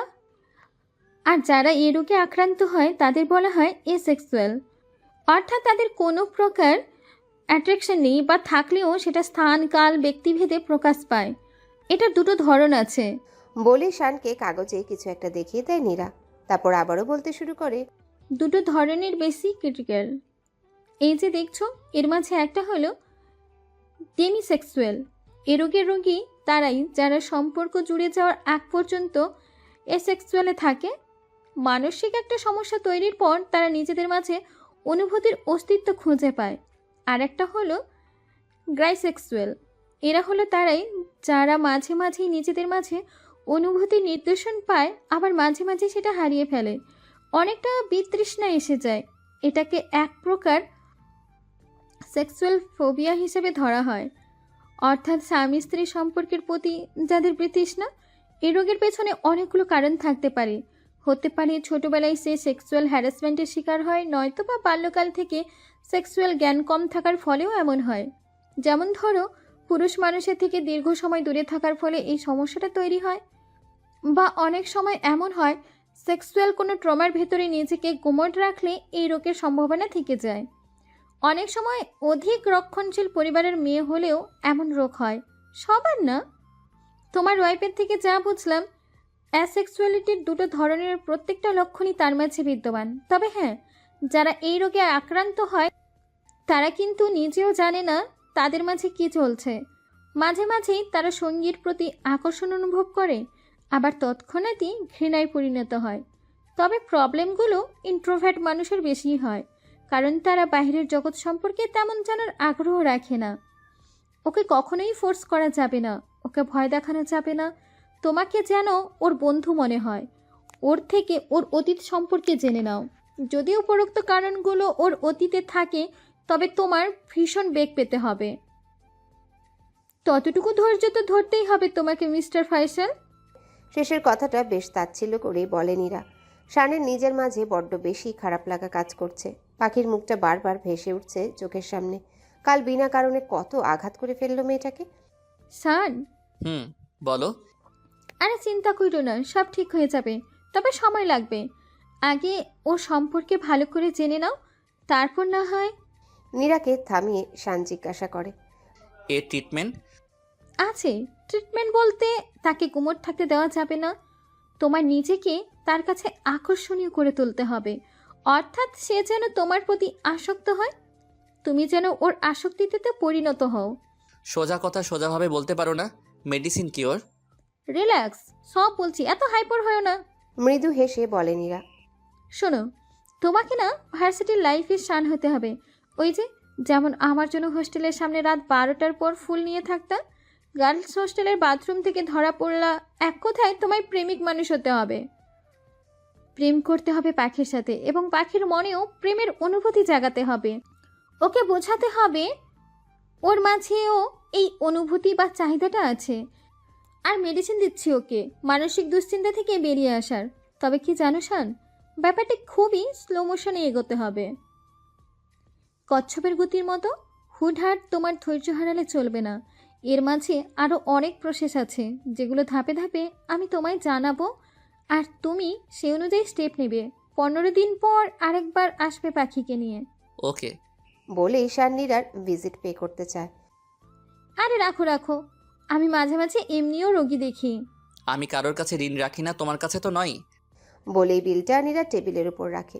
বাহিরের উদ্দেশ্যে পা রাখতে নীরা ডেকে ওঠে, বউকে আগোগড়া মুড়িয়ে এনেছো? কই, সুন্দর তো না?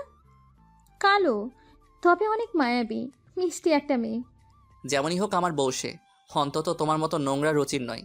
আমার মায়ের সিদ্ধান্ত বলে কথা, ভুল হতেই পারে না, সেদিনও না, আজও না। চোখের জল মুছে নীরা আবারও প্রশ্ন করে, ও বাড়িতে সবাই কেমন আছে? জানো না জানো, ঢং করবেন আমার সাথে। ও বাড়ির দিনের খবর দিনে দিনেই তুই পেয়ে যাও। সো নো মোর ঢং, ওকে? শান, শান নিশ্চুপ। এই সুখে আছো তাহলে? একটা কথা কান খুলে শুনে নাও, আমার ওয়াইফ তোমার পেশেন্ট, সো ডক্টর আর পেশেন্টের যা সম্পর্ক তাই মানতে বাধ্য তুমি। ট্রিটমেন্টে যদি কোনো রকমের কোনো গড়িমসি করো তো ভালো করেই জানো তোমাকে রংপুর ছাড়াতে 2 মিনিটও সময় লাগবে না আমার। আর ক্যারিয়ারের কথা ভুলে যাও, সুখ আমি ওর মাঝেই খুঁজে নিব। নীরাকে কঠিন গলায় কথাগুলো বলে শান কেবিন ছেড়ে বের হয়। পাখির সাথে কি করে চোখে চোখ রেখে কথা বলবো আমি? ও কি কখনোই আমায় ক্ষমা করতে পারবে? ভাবতেই কেবিনের বাহিরে এসে পাখিকে খুঁজতে থাকে। কোথাও নেই সে। একটু বাহিরে এসে দেখে চেয়ারে বসে টেবিলে মাথা রেখে নিচু হয়ে আছে। পাখিকে ওভাবে দেখে শানের ভেতরে যেন মোচড় দিয়ে ওঠে। আস্তে করে পাশে গিয়ে বসে। পাখি টেবিলে কপাল ঠেকিয়ে শান্ত চাহনিতে চেয়ে থাকে শানের দিকে। পাখিকে ওভাবে চেয়ে থাকতে দেখে নিজেকে সংবরণ করতে পারে না সে। দুমড়ে মুচড়ে যাচ্ছে ভেতরে বাহিরে নিজের বাজে ব্যবহারের জন্য। চোখ ফিরিয়ে নিয়ে পাশ ফিরে চোখের কোণে জমানো জলটা বুড়ো আঙ্গুলে মুছে নেয়। শানকে নড়তে দেখে পাখি ঠিকঠাক হয়ে বসে। ডক্টর নীরাকে চেনেন আপনি? নিজের রোগের কথা না জানতে চেয়ে নীরার সাথে শানের পরিচয়ের কথা জানতে চায়। চলুন। পাখি আর কিছু জানতে না চেয়ে ক্ষীণস্বরে শানের কথায় তাল মেলায়। রেস্টুরেন্টে মুখোমুখি বসে আছে শান আর পাখি। রেস্টুরেন্টে মুখোমুখি বসে আছে শান আর রাখি। শানের তীক্ষ্ণ দৃষ্টি রাখির দিকে। পাখিকে বাড়ি পৌঁছে শান রাখির সাথে দেখা করতে রাখিকে রেস্টুরেন্টে ডাকে। অ্যান্সার মি রাখি, কুইক। পাখির জীবনে কি ঘটেছিল? কি ঘটেছিল বলতে ভাইয়া? ভয়ে ভয়ে জবাব দেয় রাখি। কোনো কিছু লুকাবে না, সাফ সাফ বলো। পাখির অস্বাভাবিক আচরণের কারণ তুমি জানো? আমরা একসাথে ক্লাস 1 থেকে পড়াশোনা করি। সবটা সময় ও খুব একা একা থাকতো, কারোর সাথে মিশতো না। ছেলেদের থেকে সবসময় 1000 মাইল দূরে থাকার চেষ্টা করত। ক্লাস 8-এ উঠে আমাদের এক ফ্রেন্ড ওকে লাভ প্রপোজ করে। শেষের কথাটা বলে রাখি আমতা আমতা করে শানের মুখের দিকে তাকায়। শান চোখ বন্ধ করে জবাব দেয়, কন্টিনিউ। পাখি ওকে রিজেক্ট করে দেয় আর কেঁদে ফেলে। এরপর যখন আমরা ক্লাস 10-এ উঠি তখন আবারও সেই ফ্রেন্ডটা পাখিকে প্রপোজ করে বসে। এর মাঝে প্রত্যেকটা দিন পাখিকে ফলো করতো সে। পাখি ভীষণ অস্বস্তিতে পড়ে যায়। আমাদের সবার চাপাচাপিতে বাধ্য হয়ে হ্যাঁ বলে দেয়। কিন্তু পাখি কখনোই তার সাথে মিশতো না, না তার সাথে ফোনে কথা বলতে আগ্রহী ছিল। আমরা ভাবতাম হয়তো মতের বাহিরে গিয়ে রিলেশন, তাই এমন। কিন্তু না, পাখি একদিন সবাইকে অবাক করে দিয়ে মাঠের মাঝখানে সজোরে থাপ্পড় বসিয়ে দেয় ওই ছেলেটাকে। ছেলেটার অপরাধ ছিল সে নাকি ক্লাসরুমে পাখিকে একা পেয়ে বাম গালে চুমু খায়। এটুকু বলতেই রাখির কণ্ঠ কেঁপে ওঠে। বলা থামিয়ে চেয়ে দেখে রাগে শানের চোয়াল কেঁপে উঠছে। তারপর মাঠের মাঝে অঘটন ঘটিয়ে পাখি নিজের গাল ডলে ডলে চামড়া উঠিয়ে ফেলেছিল আর ওয়াশরুমে এসে বমি করে দেয়। আমি গিয়ে কিছু বলাতেই হাউমাউ করে কাঁদতে থাকে আর বলে আমার ঘৃণা লাগছে নিজের প্রতি। আমার কোনো ছেলেকেই সহ্য হয় না রাখি। সেদিন বুঝেছিলাম পাখির ছেলে মানুষে ফোবিয়া আছে। বিয়ের দিন রাত্রে অনেক বুঝিয়েছিলাম ওকে, তারপর আর আপনার ব্যাপারে তেমন কিছু বলতে চাইনিও। তাই আমিও ভেবেছিলাম সবটা সমাধান হয়ে গেছে। গড়গড় করে কথাগুলো বলে রাখি দম নেয়। তোমার অন্তত আমার সবটা বলা উচিত ছিল। এনিওয়ে চলো তোমায় পৌঁছে দিই। ঠান্ডা কণ্ঠে বলে শান। না ভাইয়া, আমার শ্বশুরবাড়ির লোকজন ভালো চোখে দেখবে না। আর এখান থেকে তো মাত্র 10 মিনিটের রাস্তা, রিক্সা নিয়ে যেতে পারবো। শিওর? হ্যাঁ ভাইয়া। Okay bye, take care. Shan রাখিকে বিদায় দিয়ে রেস্টুরেন্টে বসে ভাবছে আর কিভাবে কি জানা যাবে। কিছুক্ষণ পর বের হয়ে গাড়ি নিয়ে সোজা লালমনিরহাট রওনা দেয়। বিয়ের 8 দিন পর শান তার শ্বশুরবাড়ি এসেছে। পাখির মা তাকে দেখে ভূত দেখার মতো চমকিত আজ। বিয়ের দিন তেমনভাবে খেয়াল করে দেখেনি নিজের মেয়ের জামাইকে। গেট খুলে হতবম্ব তিনি। শানের ইতস্তত লাগছিল ব্যাপারটা। কিছুক্ষণ পর শান সৌজন্যমূলক হাসি ঠোঁটে এলিয়ে ভিতরে প্রবেশ করে। বাবা, তুমি আজ হঠাৎ এভাবে? সব ঠিক আছে তো? পাখি কই? অনেকদিন ধরে নিজের ছোট মেয়েকে না দেখে অস্থির হয়ে কথাগুলো জিজ্ঞাসা করলেন পাখির মা। হ্যালো বন্ধুরা, পরবর্তী পার্ট খুব তাড়াতাড়ি আসবে, তো সবাই অপেক্ষায় থাকো। আর চ্যানেলটি যারা এখনো সাবস্ক্রাইব করোনি তারা পরবর্তী পার্ট দেখার জন্য চ্যানেলটি সাবস্ক্রাইব করে রেখো। ধন্যবাদ সবাইকে, আমাদের সাথেই থেকো।